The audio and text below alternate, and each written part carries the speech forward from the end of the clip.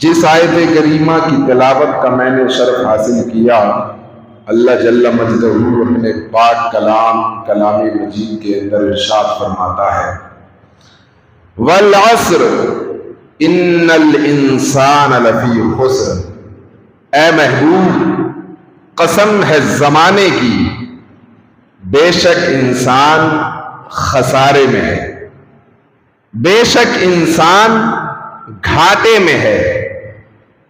لیکن کیا ہر انسان گھاٹے میں ہے؟ کیا ہر انسان خسارے میں ہے؟ نہیں۔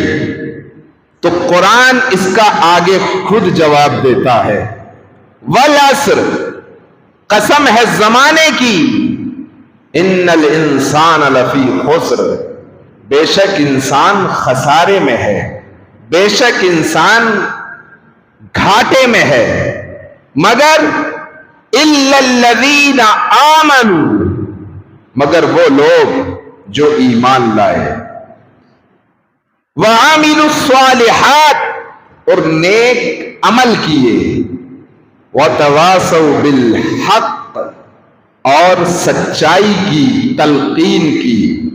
اور جب انسان سچائی کی تلقین کرتا ہے تو سچ بولنا پڑتا ہے، اور سچ بولنے سے بڑوں کے سینے چر جاتے ہیں، سچ بولنے سے انسان خوف زدہ بھی ہوتا ہے سامنے والا، اور انسان آپ سے روٹھ بھی جاتا ہے۔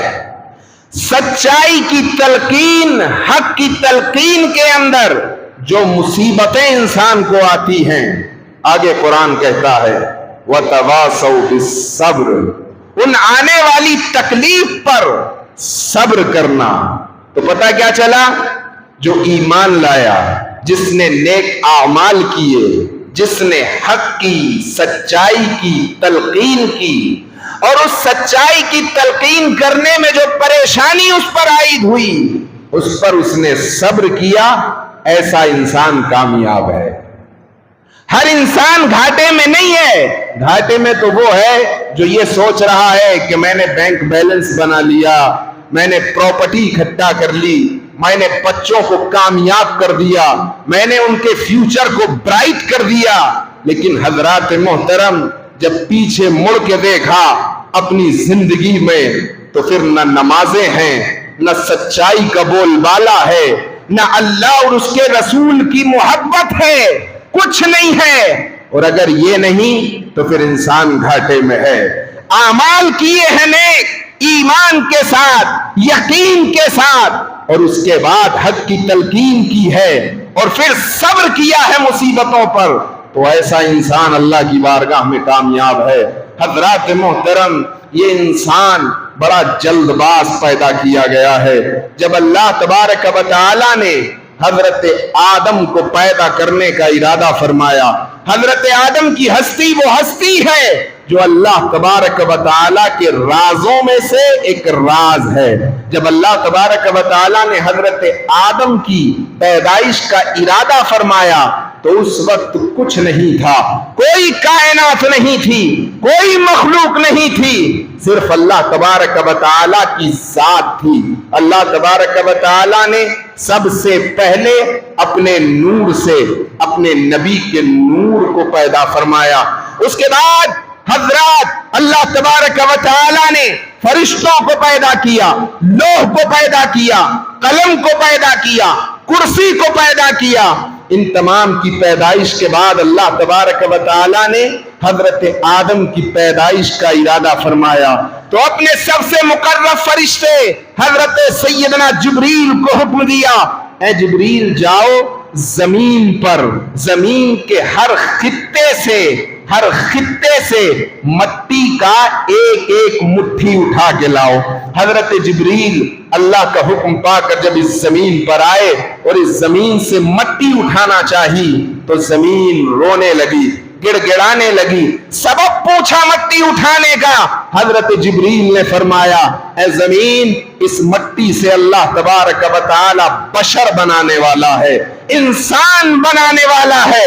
اب یہ زمین رونے لگی، گڑ گڑانے لگی، عرض کرنے لگی حضرت جبریل سے، اے جبریل میں پناہ مانگتی ہوں اللہ کی اس بات سے کہ میرے وجود سے کچھ مٹی اٹھائی جائے اور اس سے بشر بنایا جائے اور پھر وہ مٹی جہنم کے اندر جلے، میرا کچھ حصہ جہنم میں جائے، میں اس چیز سے اللہ کی پناہ مانگتی ہوں۔ جب اللہ کی پناہ دی زمین نے حضرت جبریل کو، تو حضرت جبریل نے اللہ کے نام کی ادب اور عزت و احترام کی بنیاد پر زمین کو پناہ دے دی اور مٹی اٹھائے بغیر اللہ کی بارگاہ میں چلے گئے۔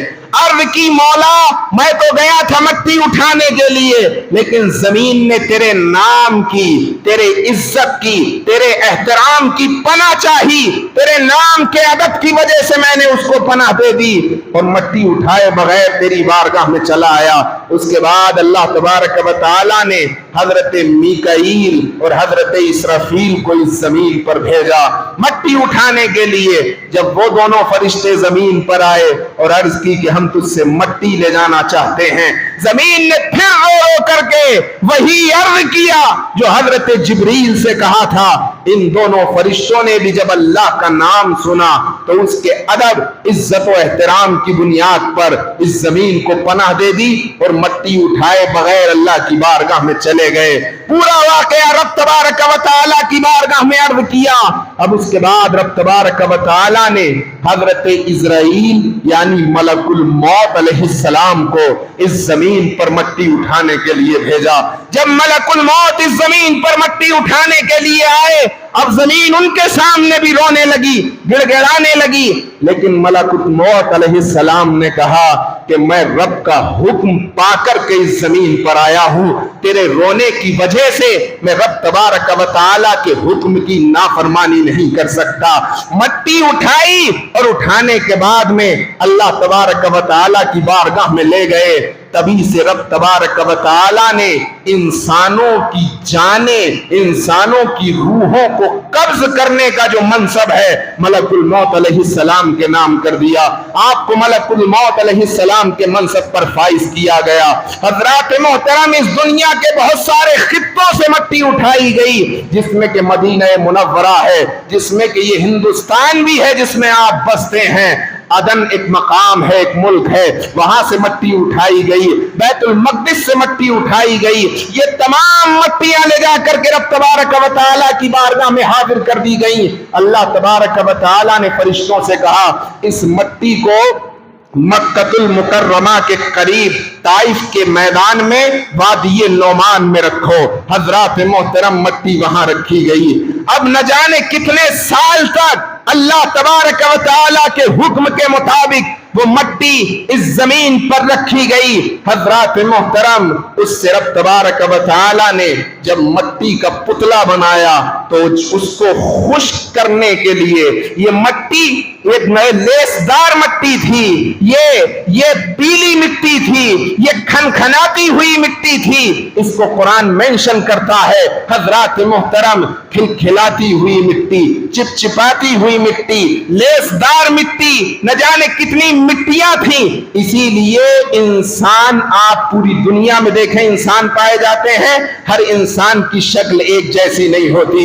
اس لیے انسانی شکلوں کے اندر آپ کو امتیاز ملے گا۔ ہر انسان ایک دوسری شکل کا ہے، ہر کسی کی رنگت الگ ہے، کوئی گورا ہے، کوئی کالا ہے، کوئی بہت زیادہ سفید ہے۔ اس لیے کہ ہمارے اور تمہارے خمیر میں ہر طرح کی مٹی رکھی گئی ہے۔ جب اللہ تبارک و تعالی نے اس مٹی کا پتلا بنا لیا تو اس کو خشک کرنے کے لیے اس پر اللہ تبارک و تعالی نے ہوائیں چلائیں، 7 رنگ کی ہوائیں اس پتلے پر چلائی گئیں۔ حضرات محترم، رحمت کی ہوا اس پہ چلی، نیلی ہوا اس پہ چلی، آب رحمت کی ہوا اس پہ چلی، اور 7 رنگ کی ہوائیں چلانے کے بعد اللہ تبارک و تعالی نے پھر اس کو خشک کرنا چاہا تو اس کو 7 رنگ کی آگوں سے گزارا۔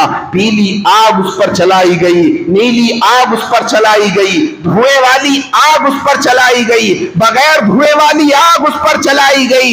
جب وہ پتلا خشک ہو گیا تو اللہ تبارک و تعالی نے حضرات محترم روح محمدی کو اس میں داخل کیا. جب روح محمدی اس میں داخل ہو گئی تو حضرت آدم علیہ السلام کے سر میں جب روح داخل ہوئی تو حضرت آدم علیہ السلام نے کہا الحمدللہ.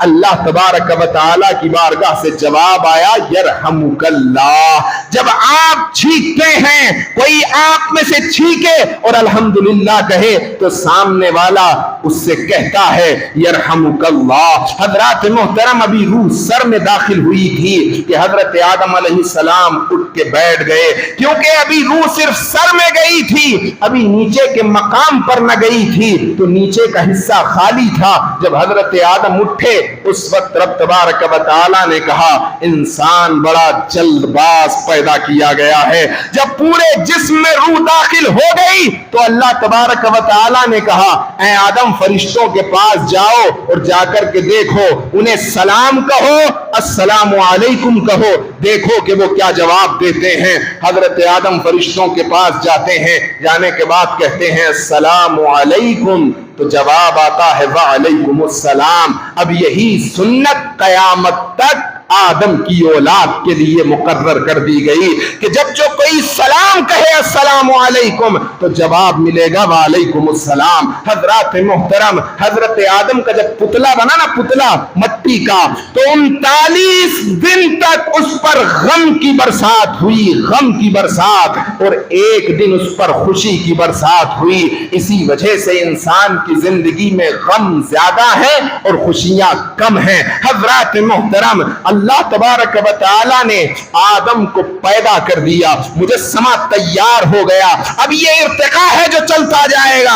آج لوگ ڈارون کی تھیوری دنیا کے سامنے پیش کر رہے ہیں. ارے ان سے کہو کہ کلام مجید بھی پڑھو, جو کلام مجید ارتقاء کی منزلوں کو بیان کرتا ہے وہ ارتقاء کی منزلوں کو ڈارون کی تھیوری پیش نہیں کرتی. ڈارون تو کہتا ہے کہ چپینجی سے انسان بنا ہے, بندر سے انسان بنا ہے, تو پھر تو ہونا یہ چاہیے تھا کہ جتنے جانور تھے وہ اب تک کم از کم انسان تو بن گئے ہوتے. ارے اگر جانور ہی سے انسان بنا ہے تو جنگلات کے اندر اتنے جو جانور ہیں وہ پھر ابھی جانور کیوں ہیں, انہیں بھی انسان بننا چاہیے تھا. حضرات محترم کلام مجید پر بھی غور کیا جائے. کلام مجید جو ارتقاء کا منظر پیش کر رہا ہے اس منظر کو بھی نگاہوں کے سامنے رکھو. وہ ارتقاء کا منظر یہ ہے کہ اللہ تبارک و تعالی کہتا ہے کہ ہم نے بجتی ہوئی مٹی سے انسان کو پیدا کیا. اچھا اب یہ جو پروسیس ہے, پہلے یہ مٹی کے پیٹ کے اندر ہوا ہے, اب یہ ماں کے پیٹ میں ہوتا ہے, ماں کے پیٹ میں 9 مہینے بچہ رہتا ہے, اس کے بعد اس کی ولادت ہوتی ہے. اسی طریقے سے اللہ تبارک و تعالی نے مٹی کے پیٹ سے انسان کو پیدا کیا ہے. اب لوگ اس پر سوال کرتے ہیں کہ آج کا جو بچہ ہے جب ماں کے پیٹ سے باہر آتا ہے تو وہ سروائیو نہیں کر سکتا, اکیلے وہ زندگی نہیں گزار سکتا. اتنا چھوٹا بچہ ہے وہ کیا سروائیو کرے گا, وہ تو دوسروں کا محتاج ہے. تو اس وقت جو اللہ تبارک و تعالی نے آدم کو پیدا کیا تو وہ کیا انہوں نے سروائیو کیا؟ تو حضرات محترم بہت سارے مفسرین فرماتے ہیں کہ آج کے دور کے اندر جتنا چھوٹا بچہ پیدا ہوتا ہے وہ سروائیو نہیں کر سکتا, لیکن اللہ تبارک و تعالی نے آدم کو اتنا بڑا پیدا کیا کہ وہ خود سروائیو کر سکتے تھے.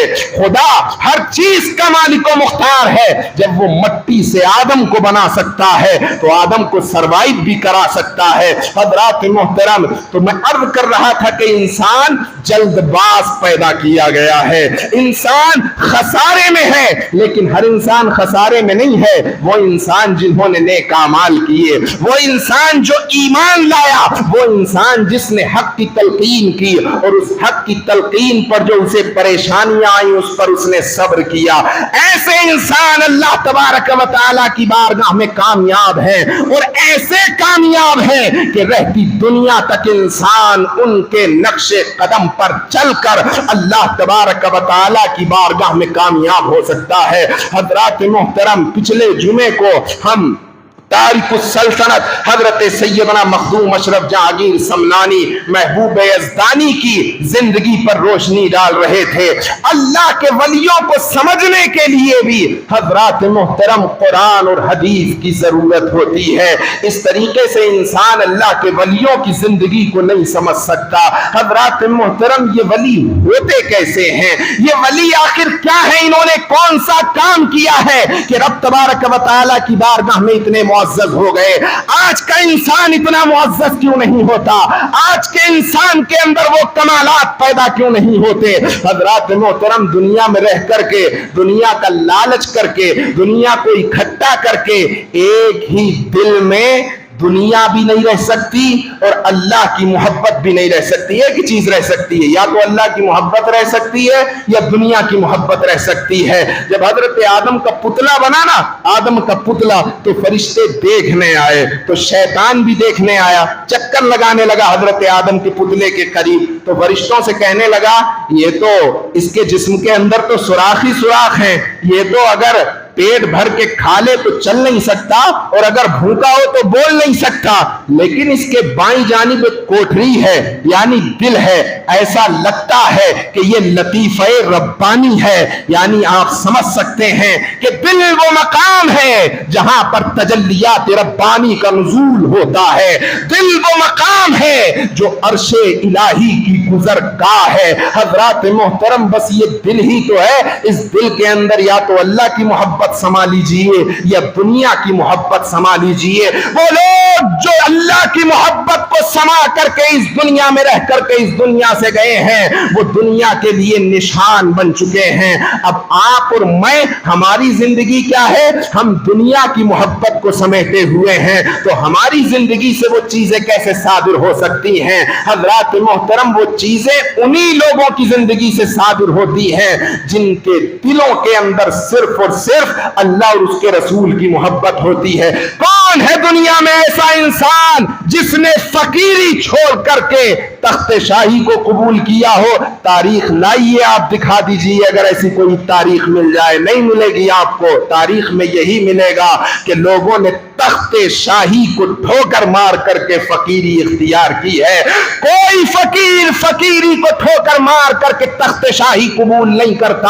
हाँ, हर इंसान तख्ते शाही को ठोकर मार करके फकीरी इख्तियार करता है। इसी में से नाम आता है हजरत शेख इब्राहिम बिन अदहम का।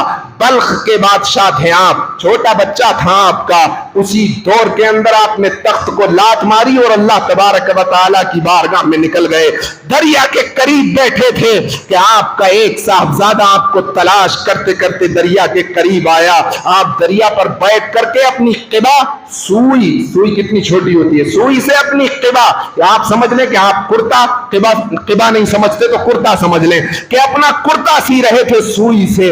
आपका बेटा आपके करीब आया और कहने लगा, अब्बा जान चलिए वापस महल के अंदर, महल को आपकी जरूरत है। हजरत इब्राहिम बिन अदहम ने कहा कि मुझे अब न महल की जरूरत है न दुनिया की जरूरत है, मेरी जरूरत तो सिर्फ अल्लाह की मोहब्बत है, मेरी जरूरत तो सिर्फ रसूल की मोहब्बत है। इतना कहना था कि आपके साहबजादे ने आपके हाथ से सुई ली और दरिया के अंदर डाल दी। हजरात मोहतरम, और कहा कि ये क्या काम आप कर रहे हैं? ये काम आपके शायाने शान नहीं है, आप बल्ख के बादशाह हैं, चलिए आप महल के अंदर। आपने कहा, बेटा कि मैं महल के लिए पैदा नहीं किया गया हूं, मुझे रब तबारक व तआला ने अपनी मोहब्बत के लिए पैदा किया है। तो आपके बेटे ने कहा कि आप अगर उससे इतनी मोहब्बत करते हैं तो जरा मुझे भी कुछ कमाल दिखा दीजिए। कहा, क्या कमाल देखना चाहता है? कहा, ये सुई जो मैंने समंदर में फेंकी है इसको वापस कर दीजिए। हजरत इब्राहिम बिन अदहम ने दरिया पर जब अपनी निगाह डाली और कहा कि मछलियों मेरी सुई वापस करो, तो दरिया की तमाम मछलियां मुंह में सुई लिए किनारे पर आकर हजरत इब्राहिम बिन अदहम के कदमों में डालने लगी। जब बेटे ने यह देखा तो कहने लगा, नहीं, मुझे तो वही सुई चाहिए जो मैंने आपके हाथ से लेकर के समंदर के अंदर फेंकी है।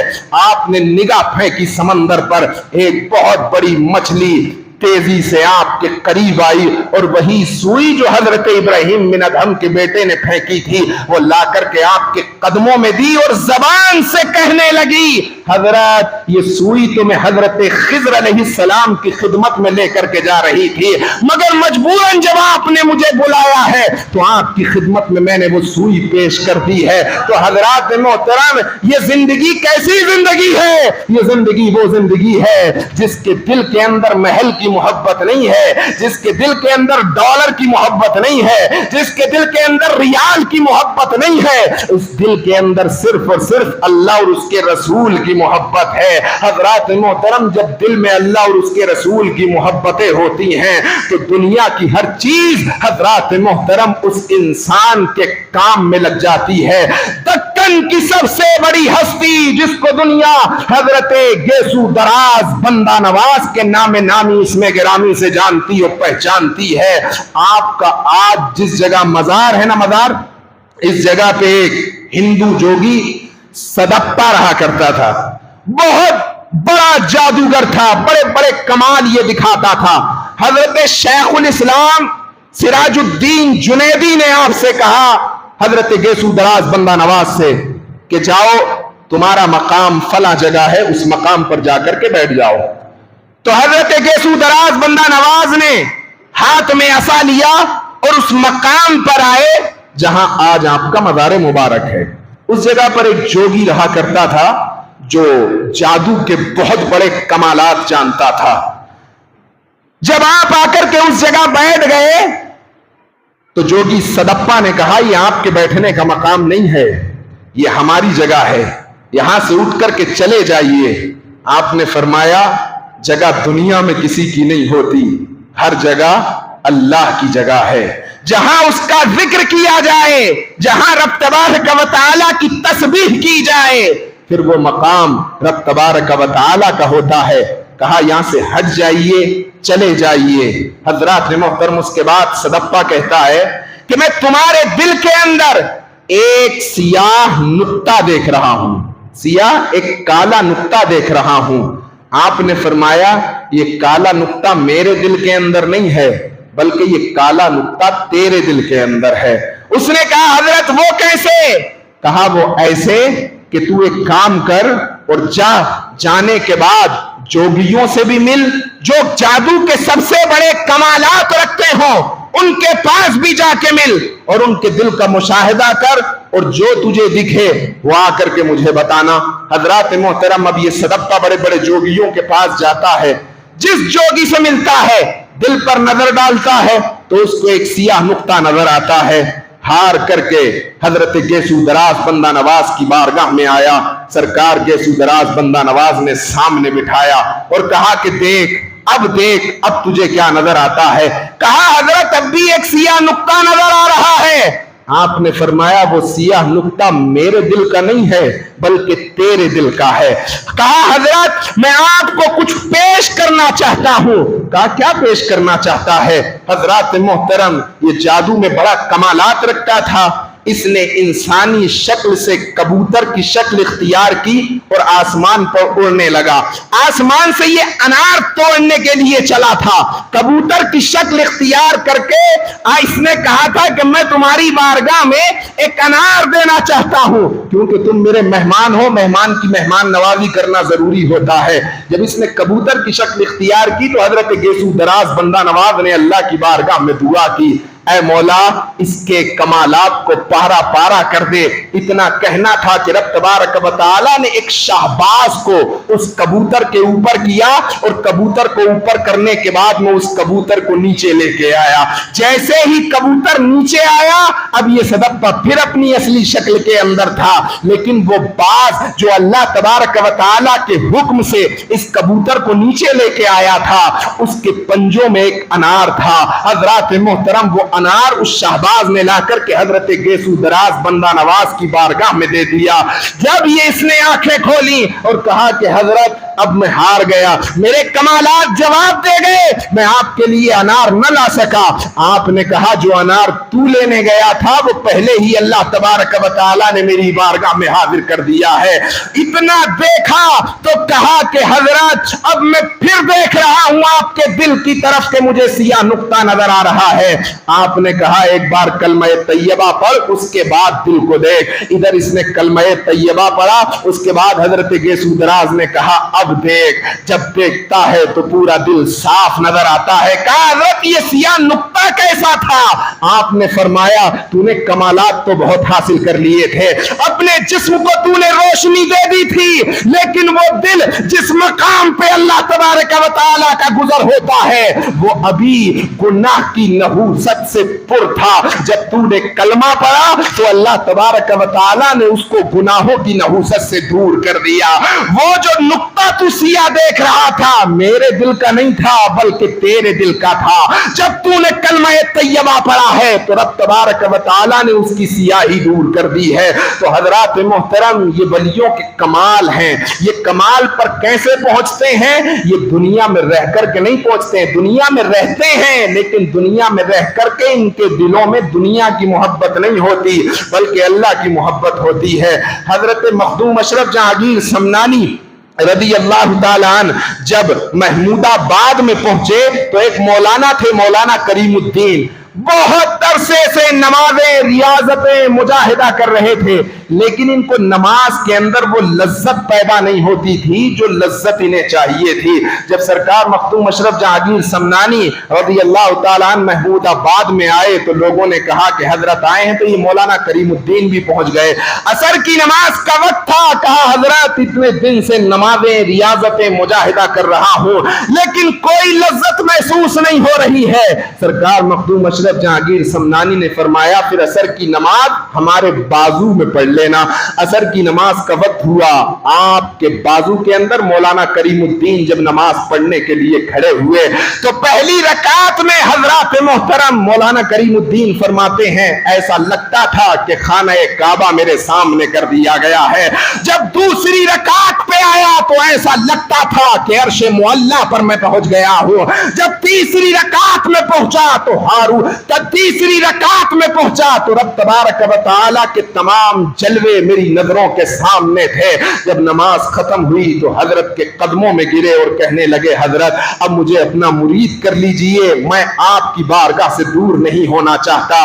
آپ نے فرمایا کہ انسان کو سفر کرنا چاہیے, جانور بھی ایک جگہ پڑے پڑے تنگ ہو جاتا ہے. حضرات محترم تو یہ کمال ہیں اللہ تبارک و تعالیٰ کے ولیوں کو کہ رب تبارک و تعالی جب ان سے خوش ہو جاتا ہے تو پوری کائنات کو ان کی خدمت میں لگا دیتا ہے. سرکار مخدوم اشرف جہانگیر سمنانی رضی اللہ تعالیٰ عنہ جب بنارس کی سرزمین پر آئے تو بنارس کے اندر ایک مندر تھا. اس مندر کے اندر ایک بہت بڑا بت رکھا ہوا تھا جس کی آنکھیں چمکتی تھی. تو لوگوں نے آپ سے کہا کہ حضرت یہاں ایک ایسا بت ہے جس کی آنکھیں چمکتی ہیں, آنکھیں. حضرات محترم آپ نے کہا چلو ہم بھی چل کے دیکھتے ہیں. آپ اپنے مریدین کے ساتھ جب اس مندر کے اندر آئے تو اس مندر کا جو سب سے بڑا پجاری تھا وہ ہاتھ پکڑ کر کے اس بت کے سامنے لے گیا. جیسے ہی آپ اس بت کے سامنے گئے دیکھا کہ اس کی آنکھیں چمک رہی ہیں. اس پجاری نے کہا آپ تو بن دیکھے خدا کی عبادت کرتے ہیں, دیکھو ہمارا خدا اس کی آنکھیں کیسے چمک رہی ہیں. آپ نے جیسے ہی نظر ولایت اور جلال کی نظر ڈالی ویسے ہی وہ بت پاش پاش ہو کے زمین پر گر گیا. چند لمحوں کے بعد ایک تاریکی تھی جو پورے مندر کے اندر چھا گئی. جب روشنی ہوئی تو کیا دیکھا کہ جو سب سے بڑا پجاری تھا اس کی شکل پتھر کی بن گئی تھی.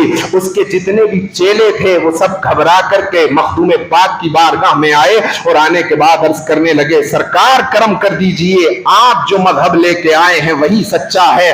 ہم اسلام کا کلمہ پڑھ کے مسلمان ہوتے ہیں. جیسے ہی وہ اسلام کا کلمہ پڑھ کے مسلمان ہو رہے تھے حضرت نے اس پتھر کے بنے پجاری پر جب ایک نگاہ ڈالی تو وہ بھی اٹھ کر کے کھڑا ہو گیا۔ حضرات محترم، یہ کمال اللہ تبارک و تعالی تب دیتا ہے جب بندہ ہر چیز سے کنارہ کش ہو کر کے صرف اور صرف اللہ کا ہو جاتا ہے۔ ہمیں اور آپ کو اللہ کی محبت میں زندگی گزارنے کی ضرورت ہے، نہ کہ دنیا کی محبت میں زندگی گزارنے کی ضرورت ہے۔ رب تبارک و تعالی ہم سب کو اولیاء اکرام کے بتائے ہوئے راستے پر عمل کرنے کی توفیق مرحمت فرمائے۔ استغفر اللہ ربی من کل ذنب خطیئۃ وذنبتہ واتوب الیہ، اشہد ان لا الہ الا اللہ واشہد ان محمدا عبدہ ورسولہ۔